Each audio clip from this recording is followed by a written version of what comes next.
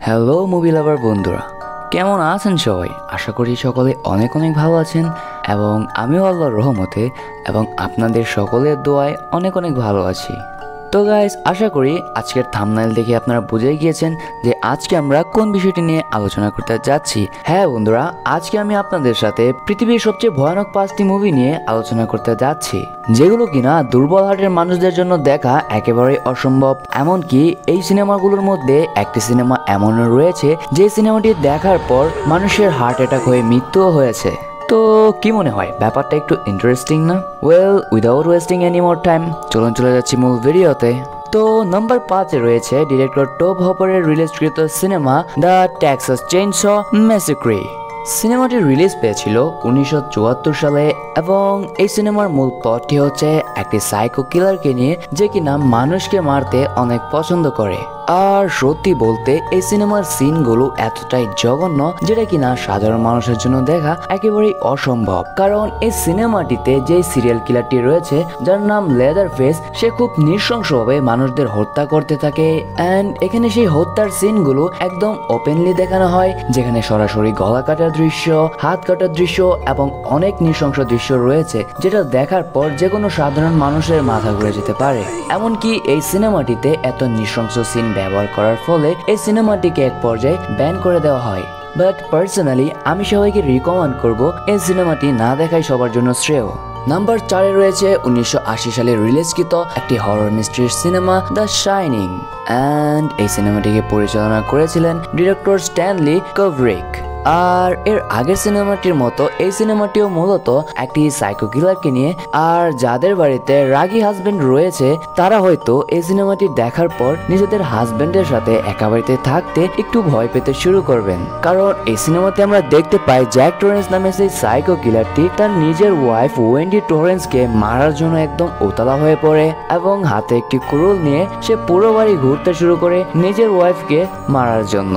তো বুঝতেই পারছেন লোকটা কেমন সাইকো, যার এতটাই মাথা খারাপ যে কিনা নিজের ওয়াইফকে পর্যন্ত মারার কথা চিন্তা করে। তো নাম্বার 3-এ রয়েছে বিশ্বের সেরা হরর ফিল্ম সিরিজের সর্বপ্রথম সিনেমা দ্য কনজুরিং। ওয়েল, এই সিরিজের প্রথম সিনেমাটি রিলিজ পেয়েছিল 2013 সালে এবং সিনেমাটিকে পরিচালনা করেছিলেন জেমস ওয়ান। এবং এমনটা দাবি করা হয়ে থাকে যে এই কনজুরিং সিরিজের প্রতিটি সিনেমা বাস্তব জীবন থেকে ইন্সপায়ার্ড হয়ে বানানো হয়েছে। আর যার কারণে এই কনজুরিং সিরিজের প্রতিটি সিনেমা অনেক ইউনিক হয় এবং মানুষেরাও এই কনজুরিং সিরিজের প্রতিটি সিনেমা দেখতে অনেক বেশি পছন্দ করে থাকেন। ওয়েল, এই কনজুরিং সিরিজের প্রথম সিনেমাটিতে আমরা একটি পরিবারকে দেখতে পাই যারা নতুন একটি বাড়িতে শিফট হয় এবং যেই বাড়িতে তাদের উপর নেমে আসে একটি অশুভ আত্মার ছায়া, যেই আত্মাটি তাদেরকে সেই বাড়িতে থাকতে দিচ্ছিল না এবং প্রতিনিয়ত সেই আত্মাটি সেই পরিবারের কোনো না কোনো সদস্যকে পজেস করতে থাকে। এই সিনেমাটির এত ইউনিক এবং রিয়েলিস্টিক কাহিনীর জন্য এই সিনেমাটি বিশ্বব্যাপী অনেক জনপ্রিয়তা লাভ করে এবং 2016 সালে এই কনজুরিং সিরিজের দ্বিতীয় পার্টটি রিলিজ করা হয়।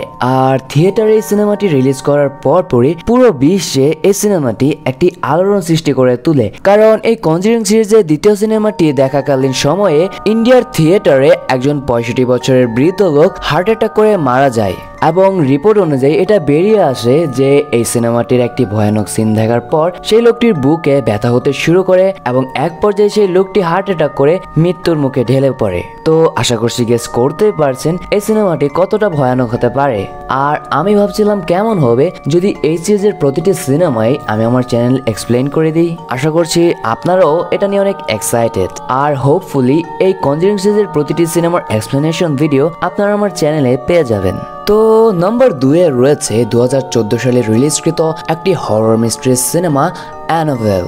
আর যারা যারা প্রায় এরকম হরর সিনেমা দেখে থাকেন তাদের মধ্যে 90% মানুষই হয়তো এই অ্যানাবেল সিনেমাটি দেখে থাকবেন, যেখানে আমরা অ্যানাবেল নামক একটি ডলকে দেখতে পাই, যে ডলটি একটি আত্মা দ্বারা পজেসড হয়েছিল। একে তো সেই অ্যানাবেল ডলটি দেখতে এতটা স্ক্যারি, আর এরই উপর সেই ডলের উপর পজেস করে ফেলেছে এক আত্মা।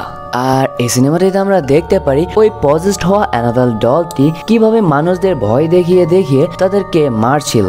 অ্যান্ড সিনেমাটি এতটাই ইন্টারেস্টিং যে এই সিনেমাটি দেখা শুরু করলে শেষ অবধি আর থামতে ইচ্ছে করবে না।